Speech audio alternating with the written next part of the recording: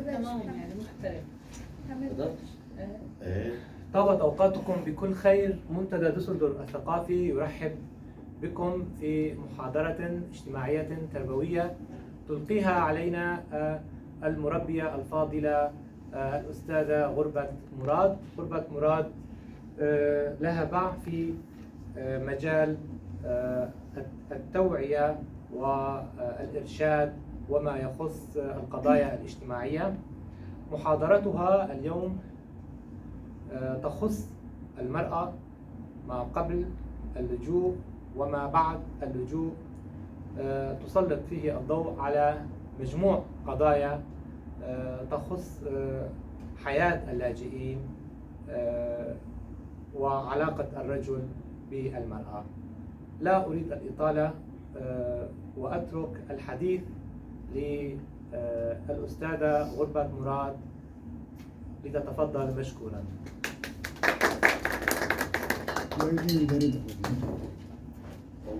دي غير أخي اشترك دي جنب فوبيا أخي يعني كذي تعرف كل مرة.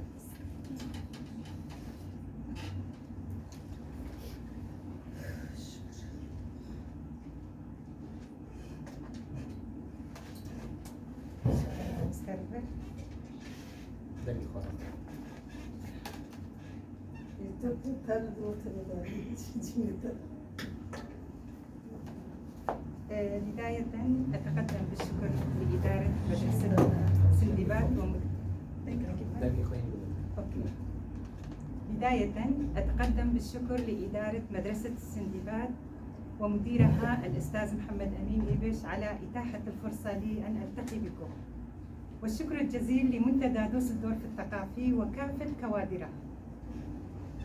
كما أشكر لاتحاد المرأة الحرة وعلى رأسها المهندسة رافرين عزيز، كما أتمنى لهم دوام التقدم والازدهار نحو المزيد من العلم والمعرفة، ونشكر حضوركم الرائع لهذا اليوم.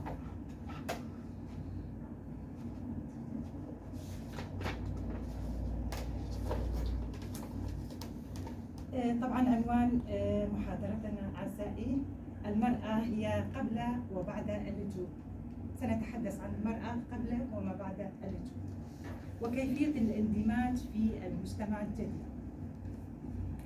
بداية لنتعرف على المرأة وما أهميتها.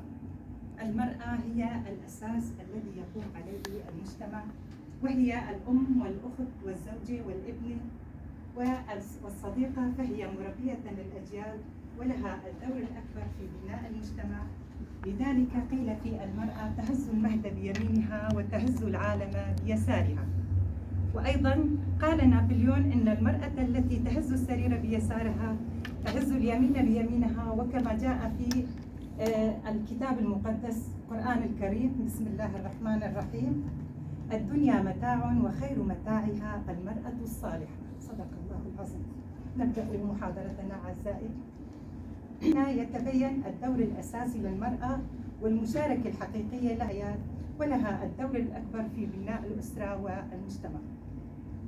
محاضرتنا اليوم حول هذا الكائن العظيم، لنرى كيف تخلى عن دوره ومشاركته في البناء. هل تقصير منها أم تسلط الرجل وعدم إعطاؤها المجال الفعلي؟ لذلك أستعرض وإياكم بعض عسى الله أن يوفقنا لتقديم المشاورة لتقف من جديد وتمارس حقها في الحياة.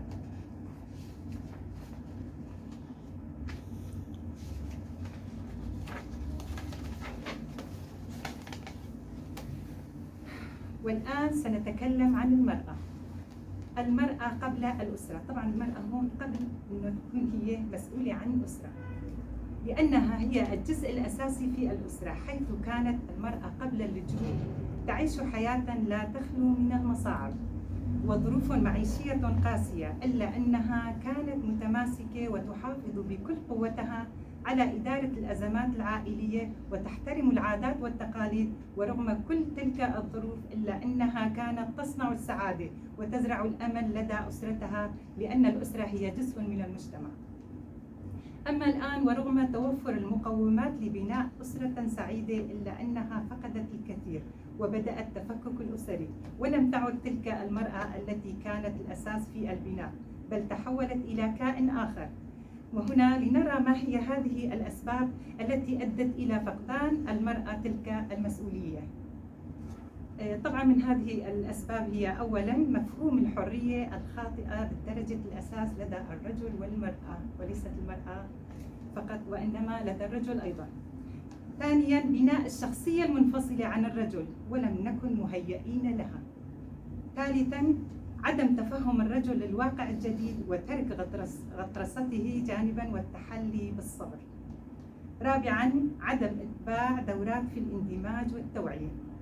خامسا الثقة بالنفس على تجاوز الأزمة بالتعليم والعمل.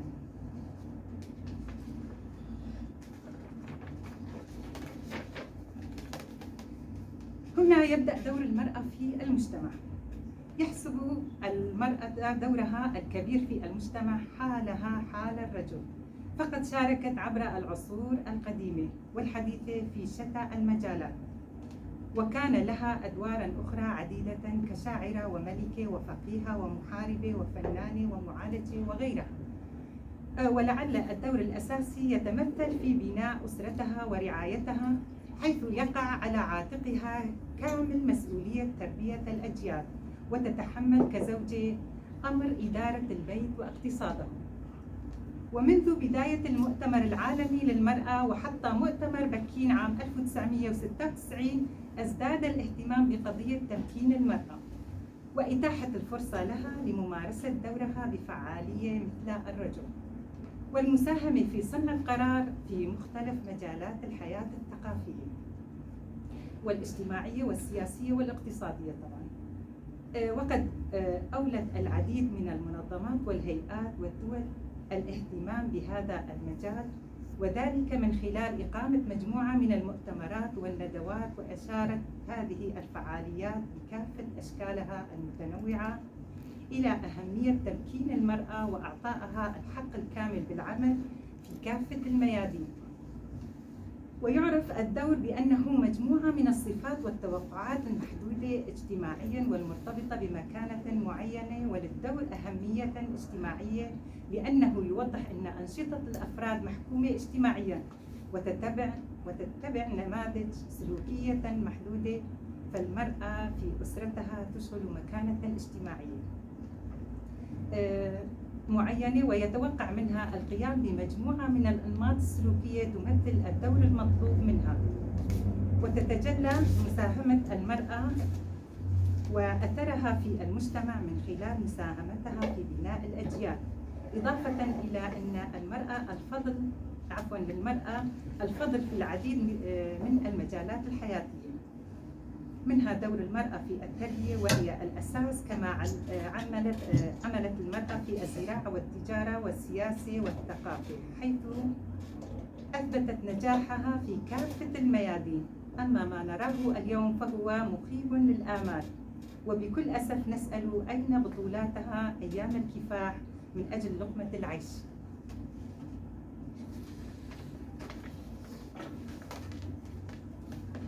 ومن جانب آخر المرأة الشرقية الغير متعلمة في بعض الأحيان كانت تعاني من التقصير والإهمال بحقها، بحيث لم تستطيع ملء ذلك الفراغ. والسؤال هنا لماذا تم تجاهل حقوقها، بل وقمع كل محاولة لها للوقوف والمشاركة، وذلك كان السبب الأساسي لفشلها، بحيث لم تتلقى الدعم والمشاركة الحقيقية من الرجل. أو أيضا هناك أصدقائي هناك بعض المجتمعات رفضت حقوق المرأة، لم تجاهلت حقوق المرأة، والبعض من المجتمعات المتقدمة تقبلت هذه الحقوق. هنا أيضا طبعا من المجتمعات التي لم تتقبل حقوق المرأة هون انظلمت المرأة في هذه المجتمعات التي رفضت حقوقها. لذلك عندما واتتها الفرصة في هذه البلاد استغلت الواقع لمصلحتها دون ما تردد، بل وما زاد الطين بلة إنها لم تتصرف بعقلانية، مع العلم إنها من حقها الطبيعي أن تكون لها كيانها وخصوصيتها كباقي النساء، أسوة بالمرأة المتعلمة التي كان لها الحضور الخجول في بعض المناسبات التي كانت تقتصر على الرسمية منها، مثل الأعياد القومية والاجتماعية والثقافية وممارسة العمل.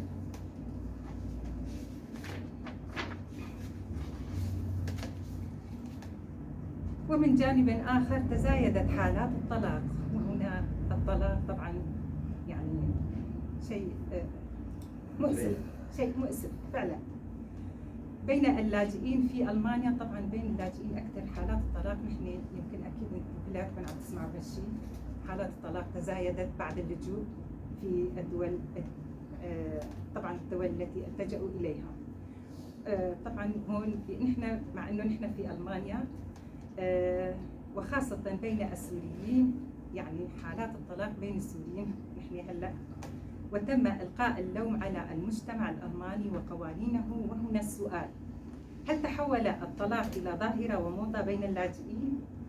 من المؤسف لم تتوفر لحد الان احصائيه وارقام حول نسب الطلاق بين اللاجئين في المحاكم الالمانيه. طبعا المحاكم الالمانيه لسه ما بنعرف نحن نسبة الطلاق كيف يعني معين، وقد تبين من خلال المحاكم المختصة لا يخلو الأسبوع الواحد من جلسة أو جلستين في قضايا الطلاق، ويتم الإسراع فيها من قبل الطرفين الرجل والمرأة على حد سواء. وأيضا من جانب بعض الرجال كان لهم النصيب الأكبر في عدم فهم القوانين الجديدة وعدم ضبط النفس وتعامله مع المرأة كخادمة أو جارية، والاستخفاف بقدراتها، وعدم إعطائها الوقت الكافي لإبراز مهاراتها وقدرتها على المشاركة، بل ورفضه في بعض الأحيان، حيث كان له التأثير السلبي على المرأة، مما أدى إلى ظهور حالات لا يحمد عقباها كالعنف النفسي والجسدي وفشل المؤسسة الزوجية برمتها. هل هذه هي الحياة الجديدة؟ يعني نحن بدنا نقارن حياتنا الجديدة بعد اللجوء بالطلاق، نحن هاي حياة يعني مؤسف، شيء مؤسف. ومن خلال السؤال من بعض المطلقات بسؤالهم هون الخيبة أصدقائي عن حياتهم، يقولون بأن أفضل قرار اتخذته في حياتها، والبعض الآخر يقول بأن قرار الطلاق جاء لمصلحتها، فهي الآن أكثر حرية من ذي قبل وذات قرار، وليست تابعة للرجل ليستهين بقدراتها، وأيضا لها القدرة على التعامل مع المجتمع الألماني بحرية. وكان للرجل رأي آخر. هون نحن بدنا نشوف طبعا هلا بدنا نشوف من ناحية شو فكرة مبسوطة بقرارها، هي أخذت حريتها. أستاذ عمران وقف هلا، خليها تخلص بعدين. ما بدها تخلص بعد إذنك، نحن عم ننظلم بهالحالة. لا بعدين. إيه ماشي. طيب. وكان للرجل رأي آخر، حيث يقول: بعد جهد جهيد استطعت لم شمل عائلتي، وبعد 2 من عملية لم الشمل لم تعد زوجتي كسابق عهدها، فهي الآن أكثر انفعالية ولا تتحمل الكلمة ومستعدة للشجار في أي وقت ولأتفه الأسباب، فهي الآن تخرج لساعات من المنزل وتهتم بلبسها وأناقتها، حتى أصبح وضع أطفالنا أسوأ في المدارس أو في المدرسة. وفي أول شجار بيننا من أجل إنجاب طفل قامت بتهديدي واختلقت شجارا وطلبت الشرطة، وكان من الواضح أنها اتخذت قرار الانفصال مسبقا، وحاولت إقناعها بكل الطرق لأنها كانت تزداد تعنتا حتى حصل بيننا الطلاق. إنما هذه الظاهرة سببها مجموعة من التراكمات الاقتصادية والاجتماعية، وقد يكون البلد الجديد قد أمن لها حقوقها في الحياة الجديدة وحرية الرأي والمادة بشكل خاص. المادة طبعا نعرف المساعدات، مما عزز ثقتها بأن تنفصل عن الرجل لتبدأ بشكل آخر وبشكل مختصر الانتقال إلى مجتمع متحضر مثل ألمانيا ليس السبب المباشر، وإنما توفر لها اتخاذ القرار بشكل مستقل. والآن دعونا نتطرق إلى موضوع آخر، ألا وهو موضوع تزويج الشباب. ويا للأسف أغلب الشباب لا يتجرأ على طلب يد الفتاة يرى نفسه في أسواق النخاسة. هل ماتت النخوة أم أصبحنا على شفير الهاوية من اللا أخلاق؟ ورغم توفر كل ما يتمناه المرء، ولكن ليس باستطاعة الشباب ما لا يتحمله من الأثقال الجديدة، وهذه دعوة للمجتمع بأن يقتدى بالآباء والأجداد. كمان هون هاي شيء مؤسف. الأب ياخذ مهر غالي للبنت والشاب الله يعينه. ولا نتناسى منذ عام، طبعا في آخر محاضرتنا هلا في عندنا نقطة كمان بدي أوضح لكم إياها نهاية المحاضرة. ولا نتناسى منذ عام 2015 توافد لاجئين بكثرة إلى أوروبا، ولم ينتبه أحد إلى أن أهم أسباب النجاح هو القضاء على البطالة. ولمواصلة الرخاء والرفاهية بشكل أساسي علينا الاعتماد على الاندماج. هون نحن لازم يعني نشجع الاندماج مشان الإنسان يحس بوجوده، لأنه من دون لغة الإنسان، كل لغة مثل ما بيقولوا الإنسان يتعلم اللغة بيكون هو يعني كل لغة تحسب شخص، تحسب إنسان. فنحن لازم نشجع كمان على الاندماج. علما الاعتماد على الاندماج، وعلينا جميعا اتخاذ الخطوات العملية لذلك، خاصة وأن الحكومة تدفع لكل طالب لجوء ما يقيه من المعيشة والسكن وثمن دورات الاندماج من اللغة والعمل. ولكن لاحظنا بأن الكثير من عام 2015 ولحد الآن لم يتقدموا خطوة واحدة. هون أصدقائي إنه من يعني التجأوا إلى هذه البلاد من عام 2015، كم سنة هناك، ولم يلتحقوا حتى الآن إلى اللغات، أو مثلا يتعلموا اللغة، حاولوا إنه يتعلموا اللغة مثلا أو يندمجوا مع هذا المجتمع الجديد. هون كمان شيء مؤسف طبعا. واعتمادهم الكلي على المساعدات التي يتم إعطاؤها من قبل الدولة، وعندما تزداد عليهم الطلبات يبدأ النزول العكسي وتبدأ معها المشاكل التي لا غنى عنها. ومن هنا يجب أن نقول بأن الاندماج شرط أساسي لنجاح كل لاجئ قدم إلى ألمانيا. هون نكون نحن انتهينا، ولكم جزيل الشكر والإصغاء، وبتمنى نال إجابة وأعطينا هالشيء يعني حقهم مثل ما بيقولوا. أشكر الأستاذة غربة مراد على ما تقدمت به. قدمت نبذة وموجز مختصر عن قضية الطلاق. وأريد أن أنوه إلى نقطة، أنها تطرقت في البداية على نحو عام حول المرأة وأهميتها ودورها وما آل إليه وضعها في المهجر. وهنا يمكننا القول أن الطلاق يعتبر خيار في حال لم يتوفر هناك تفاهم أو انسجام بين الرجل والمرأة. والطلاق ليس وليد المنفى أو ليس وليد بيئة معينة. الطلاق يحدث في كل مكان، في الشرق أو في الغرب. والطلاق ليس بالجريمة وليس بالقضية. طرفين لا يحبان العيش فيما بينهما، ولم يعودا ملزمين روحيا بالبقاء مع بعضهم البعض، فاختاروا هذا الخيار. وهناك قوانين مدنية تكفل الحياة فيما بعد حدوث الطلاق. طبعا كلنا لا نأمل حدوث هذا الشيء، ولكن هذا الشيء يحدث في كل زمان ومكان. أما موضوع ارتفاع النسبة أو انخفاضها فهي تحصيل حاصل. بالنهاية الطلاق يعتبر خيار في حال لم صعب العيش، فنجد أن الطلاق هو وسيلة للحرية لكلا الطرفين، فكلاهما سيبحثان في النهاية عن خيار يرتاحان من خلاله. موضوع الانفصال لا يتعلق بالبلد الجديد، وإنما موجود في مناطقنا، ولكن هناك أسباب اقتصادية أو أسباب سياسية أو أسباب اجتماعية أجلت موضوع الطلاق. ولكن هناك نوعين من الطلاق: طلاق غير معلن، يعني لا تفاهم موجود ولكن لا يحدث هذا الطلاق نتيجة أسباب تحول دون إعلانها. وهناك طلاق معروف وجاء نتيجة توفر الظروف المناسبة لهذا الطلاق. كما نرى أن الكثيرين تأثروا بالحرب السورية. هذه الحرب أيضا جعلت الكثيرين يتزوجون هكذا دون أن يكونوا مقتنعين بهذا الزواج.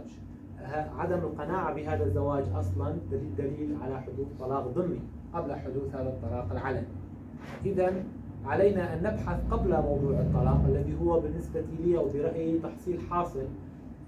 لماذا لا يوجد هناك زواج نابع عن اختيار، نابع عن ظروف مناسبة؟ وهنا أيضا في المجتمعات الأوروبية هناك هذه الظاهرة بشكل طبيعي، ولا يعتقد أنها ظاهرة، إنما هي حالة طبيعية.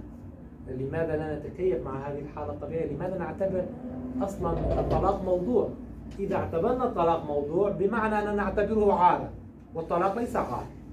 الطلاق شرعا جائز. أبغض الحلال عند الله الطلاق. إذا دليل أنه ليس عار. لماذا نتعامل معه على أنه قضية، ونتعامل معه على أنه شيء مرعب ولا يجب أن يحدث؟ طيب إذا لم يحدث هذا الطلاق ماذا سيحدث؟ ما هو البديل؟ البديل هو ممارسة النفاق، يعني هو الأجمل، أم الطلاق أفضل؟ البديل الواحد يرجع لحاله ويفكر كيف كان عم يقضي أيامه ببلده قبل ما يجي لهون، كيف كان عايش حياته، وممكن يتغاضى عن كثير أشياء هون ما عاد يقدر يتغاضى، بس توفرت له الماضي ما عاد يقدر يتغاضى عن القديم. أنا أريد أن أشير إلى نقطة، أن موضوع الطلاق يعتبر حرية كفلتها الأديان، كفلتها القوانين، ويجب أن تمارس هذه الحرية بما يصون الكل. نحن نعلم أن حدوث الطلاق سلبي، يلعب دور سلبي على الأطفال، ولكن لا ننسى أن الأطفال في حال لم يتوافق الزوجان واستمرت مشاكلهما، الأطفال سيتأثرون أكثر في حال أكثر من أنه إذا حصل الطلاق. إذا حصل الطلاق سيتم الالتفات للأطفال، سيتم تربيتهم من جديد، وسيتم طبعا لا يكفي على الرجل أن يرى أولاده مرتين في الأسبوع، ولكن أفضل من أن لا يراهما أبدا، أفضل من أن يراهما الأطفال هو ووالدته في حالة شجار وفي حالة حرب دائمة. لا يخسر من هذه الحرب إلا الطرفان، طبعا خاسر، ولكن الأكثر خسارة هم أولاد الأطفال. بالضبط، هم الضحايا. نعم. الآن أريد أن أفتح المجال للمداخلات. سنبدأ من الآنسة شيماء، تفضل. نعم، الزواج اللي هسه احنا بيه بألمانيا، يعني مثل ما نشوف يعني بصورة عامة احكي على المجتمع الشرقي، انه يعني تصير اول ما تجي الزوجة على اوروبا فورا تصير مشاكل، انه طلاق. احدث الطلاق اللي صارت انه امامي حالة طلاق جتي بحالة مثل ما ذكر الأستاذ ريبر، إنه الزواج صارت بدون قناعة الطرفين. الشخصين سافروا المهجر فورا، يعني ما طولوا شهرين صار بيناتهم طلاق، والضحية ما ماكو لا تفاهم ولا إنه يقتنعون ببعض، ماكو رأسا. المرأة ما يعني تريد الراحة، تريد التفاهم، تريد الشيء الزين من الاستقرار لبيتها لأولادها، يعني فورا يلتجئون بالطلاق، أو فورا اتصلت على الشرطة مثل ما ذكر أستاذ ريبر، رأسا إنه تعالوا انقذوني، رأسا تنهزم، يعني تطلع من البيت والضحية راح تصير الطفل. وهنا بأوروبا ينطون يعني المجال، يفتحون المجال لهذا الشيء، يساعدون، يعطوا مجال للزوجين، مو بس ينطوهم مجال لهذا الشيء، لا يساعدون المرأة. يعني اللي دا أشوفه إنه المجتمع الغربي دا يساعدون المرأة إنه على هذا الهدمان، إنه يفتحونهم البيت اللي هو الفراون هاوس، رأسا يأخذون المرأة، يأخذون الأولاد، يسحبوهم لعندهم، يصير تداخل بالمحكمات، باليوجنت آمت. يعني الضحية اللي راح تصير هم الخسارة للطرفين، بس الخسارة الأكبر والضحية راح تصير للأولاد. هذا اللي للأسف الشيء اللي زاد نسبة الطلاق هو هذا الحق اللي يعني اللي استحقته المرأة في دول، يعني دول الرجل. نعم. الآن الآنسة رابرين، تفضلي، إن كان لديك رأي. لدي رأي، بس أنا بدي أقول مو عن المرأة بشكل عام، أنا نعم. بدي أحكي عن المجتمع.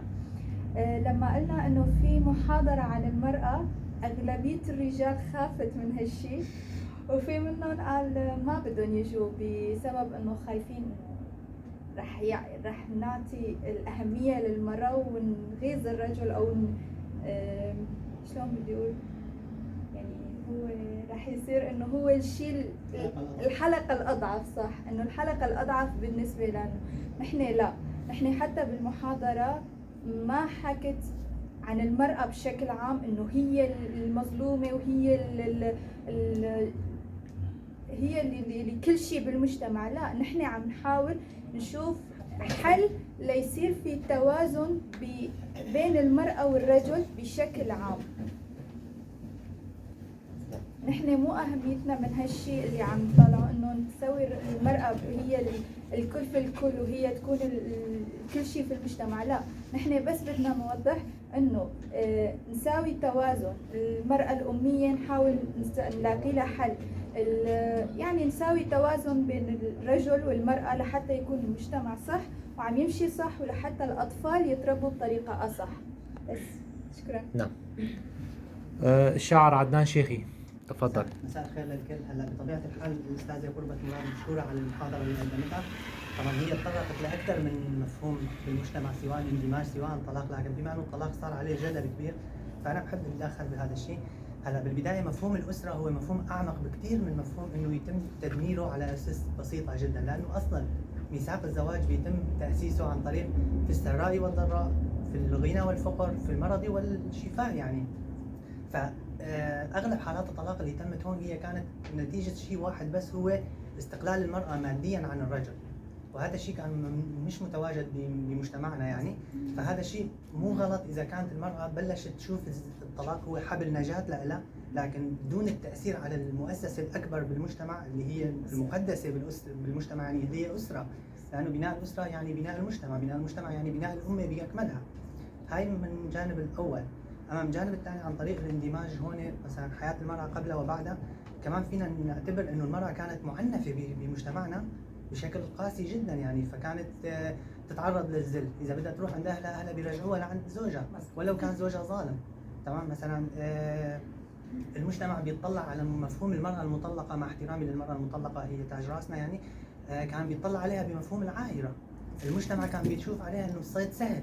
اغلب الشباب يعني كانوا بيشوفوها حتى هون على الانترنت يعني بنشوف عشرات الرسائل المسربه من دردشات هنا عم تم توجه فيها باتجاه المطلقات على انها صيد سهل. وهذا الشيء نتيجه هذا الشيء وهالتراكمات المجتمعيه اللي اجت نتيجه اشياء بعيده جدا عن الدين. تمام. طبعا بتدخل هون بالدين لانه حضرتكم ذكرتوا ايات قرانيه يعني. تمام. الطلاق ابغض الحلال عند الله، وكمان استاذه غربة ايضا ذكرت بهذا المجال.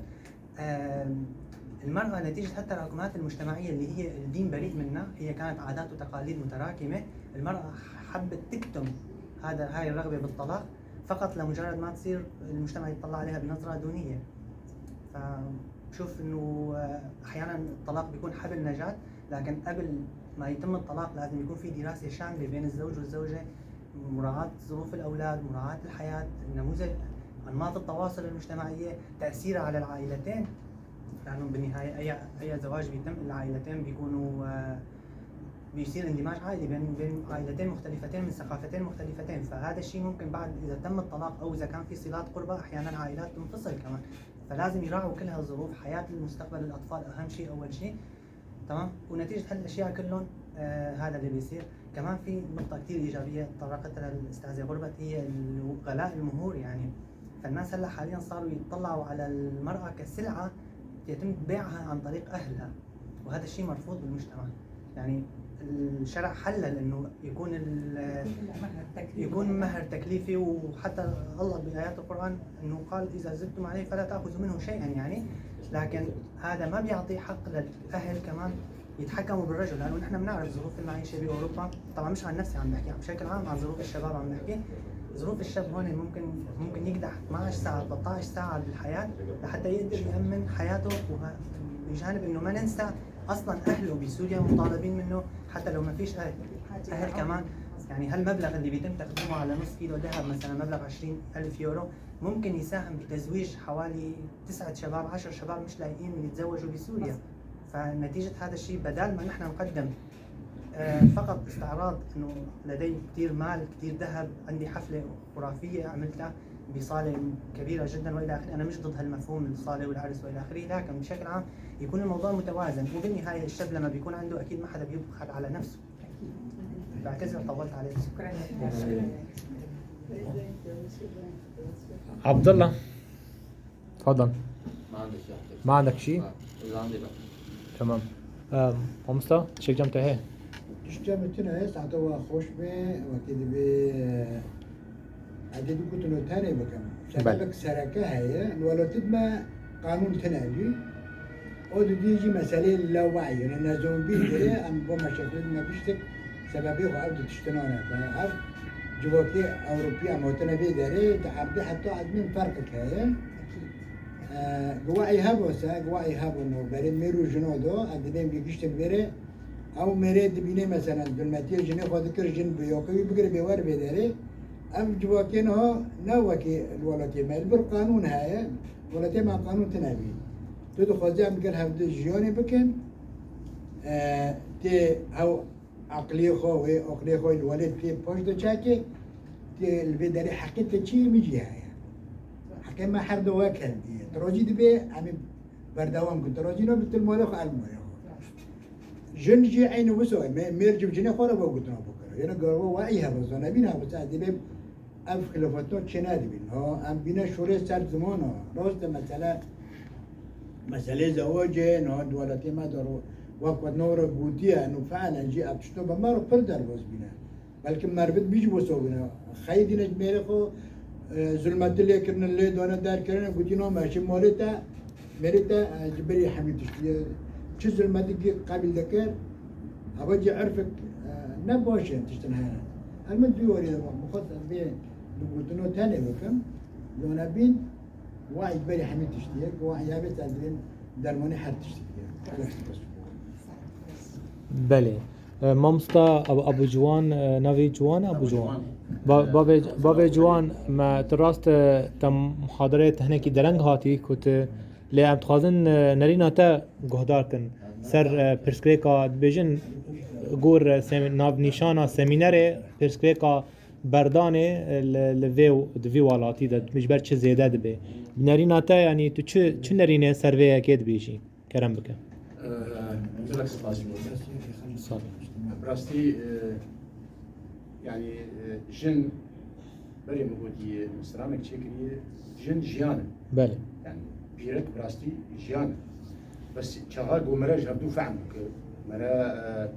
مرا خاصة دفيو ولا تهاني دبي مرا هر تشتي خا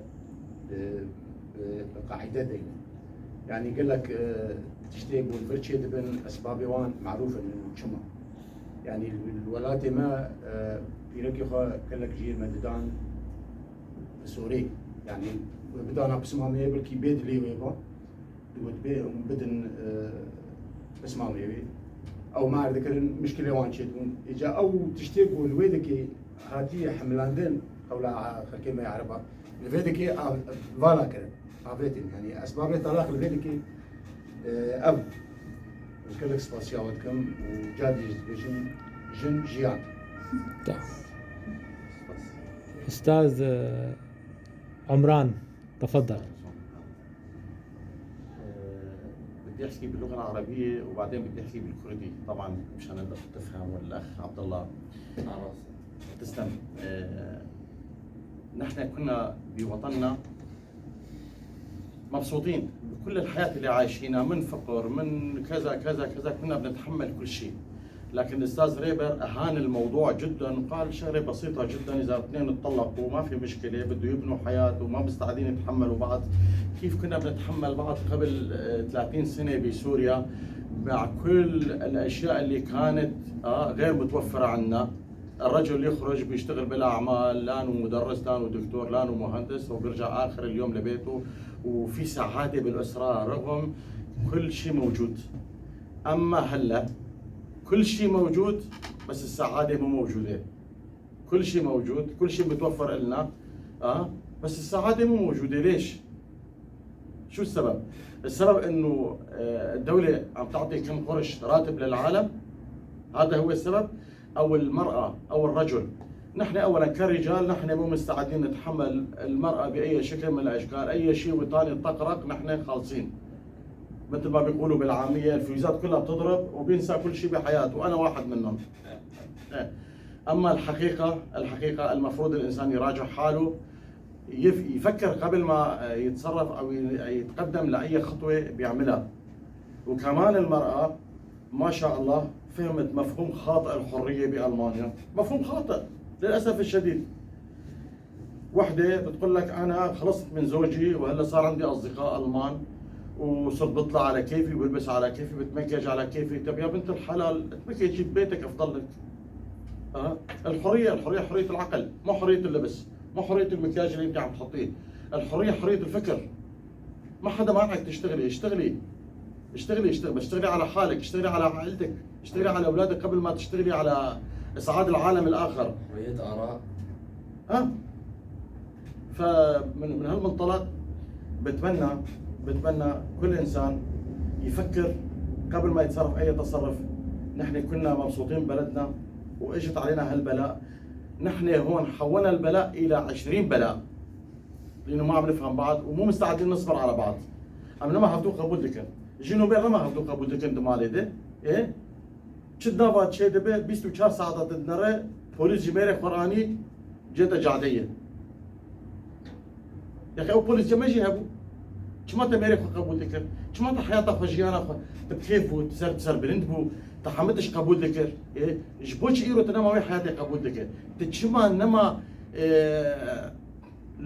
يعني خبشكي جرام بك جبوش سبب شيء ام نما هفتو ام قلتك شفتو دانا قرطينا بريما تشيبون قد يبقيش فقيرا قد كسي قوي دام وطني يقش سر في حكومتنا قلنا بوا مساعد بروح محكي مساعده انا ما هذا ناند مالا يتنيه برا ما هي مشبهه به عم بشكي سر خو بسكنن وسباستيا ما مست غربه مراد جدكن جو افخط ودس بكر بلكي بيرك ما بالكامل يعني بيرك لسر خو بسكنه وقافك بيج دبافيشه نل مالا خرازايبه يعني اجتماعات شدبن ندوات شدبن مهرجانات شدبن تنرب بيرك تنيه شما تنه جبرقو او بخسر خنا تعب حطاق والزلام عم دبجن تقصير زلام بيرك بسر خنا تعب وقتك بيرك بخوازه كاركي بك زلام نكار جير بينك جبال علي كار يجبر بك لكن ام مش مقصرا عم تحكي بيرك مقصرا كزلام عم تحكي بيرك مقصرا وبيرك جي تحكي خو مالا خد مقصرا وسباسيا وهنيا كم سر ناريني واه أنت عم عندك شيء حابة تحكيه؟ الحقيقة أنا بدي أشكر الأستاذة على المحاضرة القيمة اللي قدمتها وبشكر الجميع. أفكار كثير كانت حلوة. عندي خلاف شوي مع بعض الآراء يعني مثل ما سمعنا الناس كله فكروا إنه المرأة لما إجت لهون وصار عندها راتب وصارت مستقلة ماديا فهي قويت على زوجها وهيك. لأن إحنا إذا بدنا نرجع للحقيقة نحن كنا بمجتمع يعني 100% ظالم بشكل رهيب. كمان المرأة عنا مظلومة. صح هلا أغلب الرجال بيقولوا كانت مبسوطة وكنا سعداء، بالحقيقة أنت كنت سعيد بس هي من جوا ما حدا حاسس فيها. المرأة ما كانت سعيدة، لا هالشيء ما كان صح. هي كانت عم بتحاول تتعايش مع حياتها، عم بتحاول انه تكون سعيدة قدام الناس، عم بتحاول تتخطى كل الازمات اللي عم بتمر فيها، بس هي حتى ما بتقدر تقول انا مو سعيدة. يعني للاسف هيك كنا نحن بشكل عام يعني اغلب النساء. طبعا في بعضهم سعداء لدرجة معينة، بس ما في هي المرأة اللي هي حققت نفسها وحاسة بحالها انه هي الانسان الصح بالمكان الصح. اذا بدنا نرجع للبداية، طريقة الزواج عنا غلط، طريقة الخطبة عنا غلط. يعني العروس لما بتشوف خطيبها مرة ولا مرتين هذا الشيء أكبر غلط. شو مرة ومرتين؟ أنا ما بقدر أعرف شو عقله، أصلا ما بتقدري تعرفي عنده مرض نفسي ولا لا. لو بيجي كل أسبوع مرة لمدة 2 أو 3 ما بتعرفي شو. ممكن بعدين بيطلع عنده اما مرض نفسي، ممكن مرض عقلي، ممكن مثل ما نقول لختة صغيرة بعقله بتخرب حياتك وبتعيشي دائما مظلومة معه. نحن طريقة الزواج عنا غلط، ما عنا يعني بدها دراسة كتير، بدها تغيير كتير، طريقة التعارف، طريقة الخطبة هي أولا.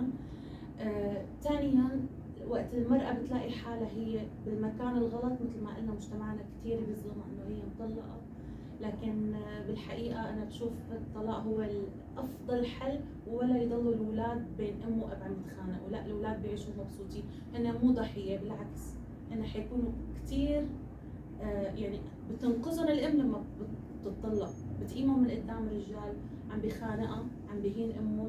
هذا قد إيه عم يسمع الطفل شغلات وأكيد كلام سيء، هيك الحياة بنظره مشاكل، فهذا غلط يضلوا سوا. بالعكس لما بينفصلوا هذا الصح للولد، بيربى ممكن يتداركوا المشاكل هي ويبعدوه عنها.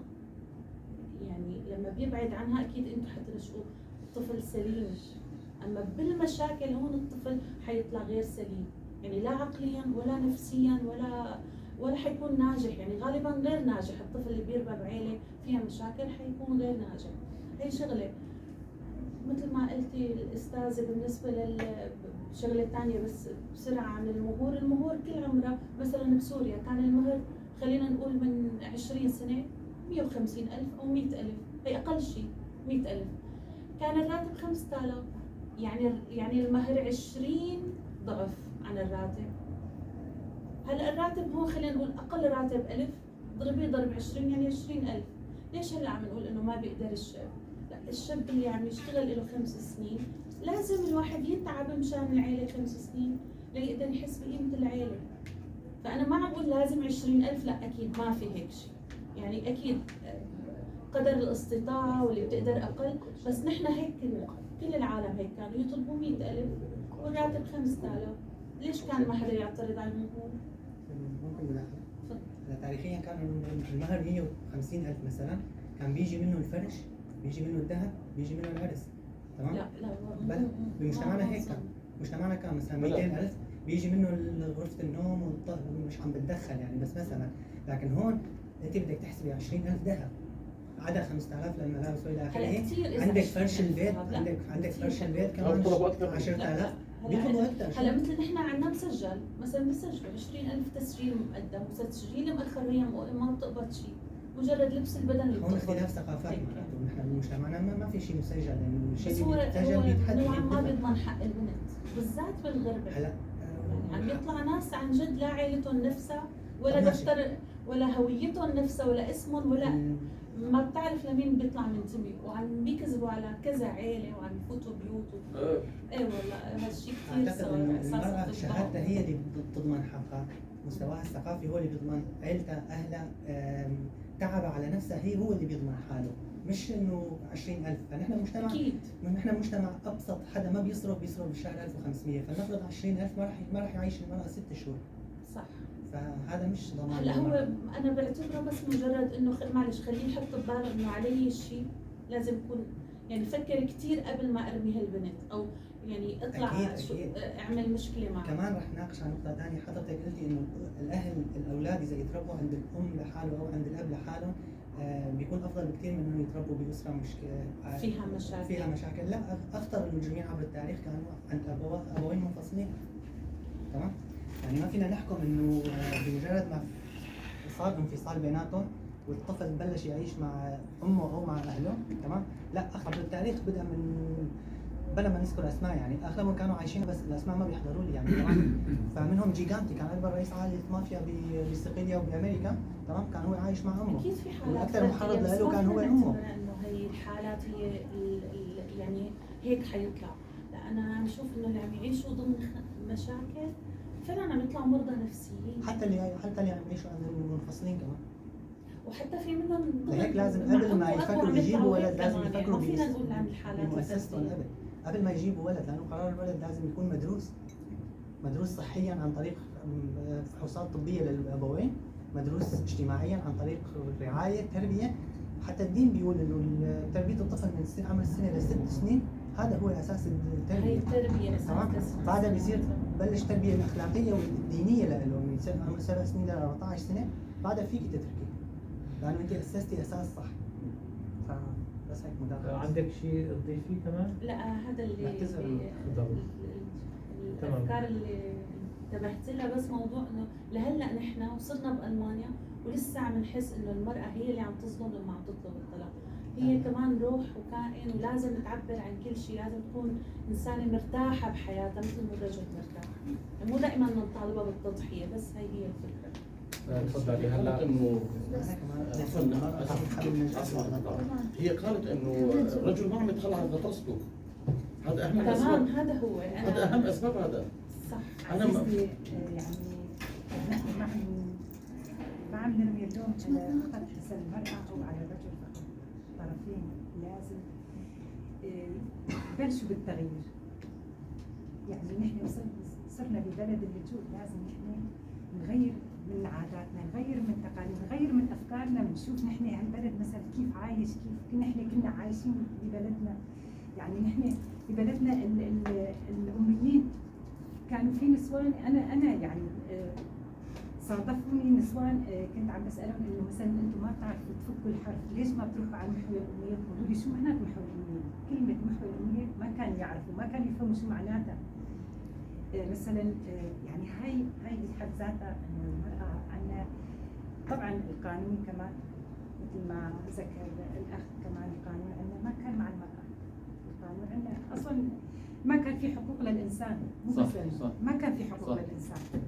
للإنسان ما كان له حق، ما كان لا المرأة ولا الرجل ولا شيء، صح. ما كان في حقوق للإنسان. المرأة إذا طلقت بدها تحتاج شلون بدها تعيش. طبعا هاي المرأة إذا ما كانت موظفة أو متعلمة أو مثلا هي مشكله. كيف صح. هالمرأة يعني بدها تتحمل. مشكله كثير. هاي كمان ظرف من الظروف المرأة بدها تتحمل رغم عن إرادتها، بدها تتحمل لأنه إذا طلقت بدها تتبهدل.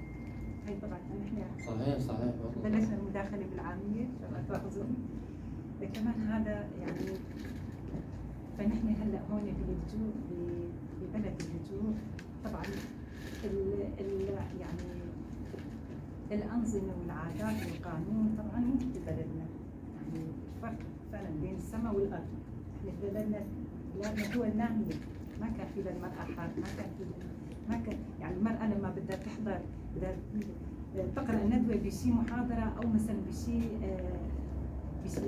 تشارك شيء أنشطة مثلا، كانت تحس بخجلة إنه أو مثلا الرجل كان يطلع عليها نظرة إنه المرأة بدها تجي تلقي علينا محاضرة يعني فعلا كان حضورها خجول مثل ما أنا ذكرت بمحاضرتي، كان حضورها فعلا هم عايشين فيها هون. للأسف هلا كيف بدها تتقبلك بهالأفكار؟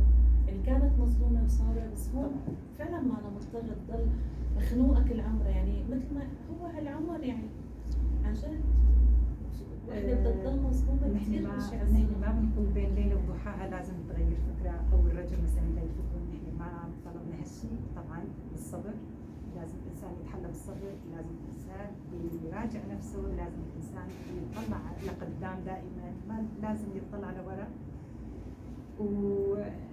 وكمان الاندماج مثل ما ذكرت، يعني هون في هون صديقاتي هون صار لهم أكثر من 7-8 سنين، يعني هون لسه ما التحقوا بالمدارس مشان اللغة.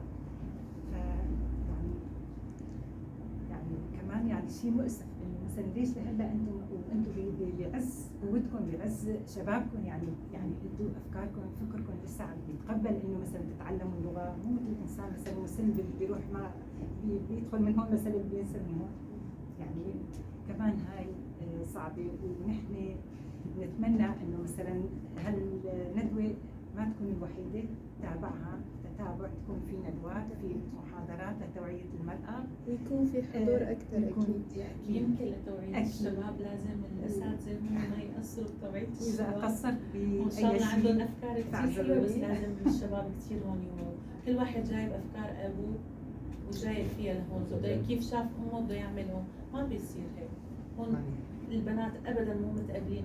أنا ما عم بحكي بصراحة، أنا عقلي لسه عندي أفكار شوي قديمة، بس أنا عم شوف هذا الجيل من اولادنا غير متقبلين لافكارنا ابدا، فلازم كمان الشباب تتغير. اذا بدنا نمشي ورا الاستاذ ريبه كلها راح نطلق.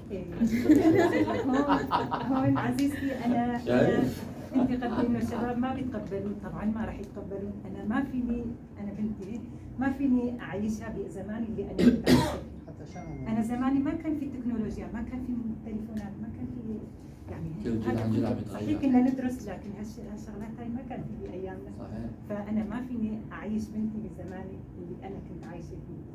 الى زمانها، الى حياتها في الدنيا عم تتطور، يعني استخدموا العلم في العمل، التكنولوجيا، يعني حياه متطوره، حياه تقدم لافكار جديده. فانا لازم اتقبل بنتي. احيانا مثلا بنتي او ابني مثلا احيانا بيكون رايهم اصح من رايي، لانه هن عم يتكيفوا مع المجتمع الجديد. عرفت شلون؟ بتمنى كمان بس في عندنا كمان شغلات يعني لازم نخيل اكيد فيها. اكيد هاي العدميه في عندنا الدراسيه عادات مثل ما وتقاليد بيقولوا لازم صعبه. نخيل فيها. اكيد في طبعا بيقولوا خذوا الحكمه من المسنين، يعني من كبار السن طبعا. بس استاذ من المجانين. شو قلت بالكردي انت اخر شيء؟ قلت جملتين يمكن اخر شيء. إيه. قلتهم بالكردي ما فهمتهم. شو النت؟ قول لي انا شو حكيت بالكردي؟ ما انت كردي، ليش ما تحكي كردي؟ لا غير ما حفظت ولا كلمه. ما فهمت ولا كلمه. انا قلت اللي بده يمشي ورا الاستاذ ريبه بده يطلق. لا ما هي قلتها بالعربي. قلت وقت محادثتك قلت جملتين بالكردي بعدين هي. انا حكيت انه بالكردي انه نحن لازم نترك عاداتنا السيئه. نحن الرجال لازم نترك العاده السيئه اللي كنا عايشين فيها ونتقبل الواقع الجديد. نحن لساتنا عايشين بعصبيتنا القبليه قديما، مثل ما كنت عايش بالقامشتي انا نقلتها معي لهون وبدي اتعامل مع بنتي وابني بهالعقليه، هون كارثه. لازم نحن نتقبل الحياه الجديده، التحضر، الشيء الجديد. طبعا مستحيل انا بهالعمر ارجع يعني عايش اولادي مثل ما انا كنت مثلا من 50 سنه، مستحيل. فبتمنى انه جيل الشباب يبيضوا الرايه شوي. نحن ما شاء الله سودناه بما يكفي، بما فيه الكفايه. نحن سودناه ما فيه الكفايه. بتمنى اولادنا بقى هن يشرفونا اطباء ومهندسين. هيك تعلمتوا وهيك المجتمع كله. بالعكس بنعذر، يعني هن اللازم يعذرونا اولادنا. نحن فعلا هيك ربينا وهيك تعلمنا، بس هلا انا بحس لا لازم نغير، لانه لازم نعلمهم كيف يعيشوا. بكفي ونجي ربيناهم، معهم على الاقل نوقف معهم، ما نجي ضدهم. بكفي ربيناهم على العلم والفضيله ودخلناهم الجامعات وتخرجوا من جامعاتها وبنرفع راسنا بانجازاتهم لهلا. الله يسلمك يا رب. والحمد لله. يعني انا يعني ما عندي اي صدمه باتجاه اولادي او اتجاه عائلتي بالبيت نهائيا. الحمد لله انا كثير مبسوط بحياتي وعايش حياه جدا رائعه. هاي صديقتي موجوده المهندسه رابرين، صديقتي بنتي وحبيبتي. في نهاية هذا اللقاء لا يتسنى لي إلا شكر المحاضرة المربية الفاضلة الأستاذة غربة مراد على محاضرتها القيمة والمثيرة للجدل، والمحاضرات المثيرة للجدل أو النتاجات الإبداعية المثيرة للجدل هي التي تكون موضوع الساعة، موضوع الحدث. لهذا يعني أنصح وأتوجه بجميع المعرفيات والمعرفيين أن يتجهوا نحو منحى وضع الضماد على الجرح. محاضرتنا هذه ستكون البداية لمشروع المهندسة رابرين ومؤسسة اتحاد المرأة الحرة. هي مؤسسة ناشئة، هي فكرة الأستاذة رابرين، ونتمنى جميعا أن نساندها فيما تذهب إليه، ونتمنى أن نحقق حضورا ونحقق مشاركة واعية في قادم الأيام. عملية تغيير المجتمع أو التأثير به هي عملية جماعية، صحيح تتم بجهود فردية، ولكن ليست بمعزل عن مساندة المجتمع، ليست بمعزل عن المجتمع. لهذا منتدى دوسلدورف الثقافي يضع على عاتقه مهمة تنمية هذا الجسر ما بين المبدع والمجتمع، ما بين المحاضر والمجتمع. أم بدو زمانان لبر چالاکی نخواه چیت کن یعنی هم کردن تباهی ریانی ما کردن لدوی هم پنجره نخواه جی خلق در راجی لکن گوته کی غاندی هیا بجی از دریه خواه جی بیرا بدکم لناهلم او با من شکوک من هلکی هم کردن دمینن کرد ل نایواتایک و هموی کردی هانی پاشکتی گرتی هم کردی بکرینه و نمونه یا ما نمونه یکی بکریه هم خازن ذي كي نشان بدن هناك مقولة للغامدي تقول أنا أفتح أبوابي للرياح ولكن لا أسمح للريح أن تقتلعني من جذوري. معنى أننا كمكونات عربية أو كردية مدعوون بشدة للانفتاح على ثقافات هذه المنطقة. ألمانيا ليست الألمان وحده، هناك أكثر من جنسية، أكثر من قومية تعيش هنا، ومن واجبنا ومن واجب منتدانا أن نمد جسور الانفتاح، الاندماج. والاندماج هنا لا يعني الانصهار، الانصهار لا نحبذه ولا نريده، بينما الاندماج أمر مرحب به لأنه يعني الحماية أو الحفاظ على الخصوصية الثقافية العرقية الإثنية إلى ما هنالك. أنا سعيد جدا بوجودكم وأتمنى أن تستمروا فعالياتنا شهرية مرة في الشهر، وفي كل شهر شيء آخر، إما حفل توقيع أو أمسية أو ندوة أو مبادرة يطرحها هذا وذاك إلى ما هنالك. دمتم معي ومع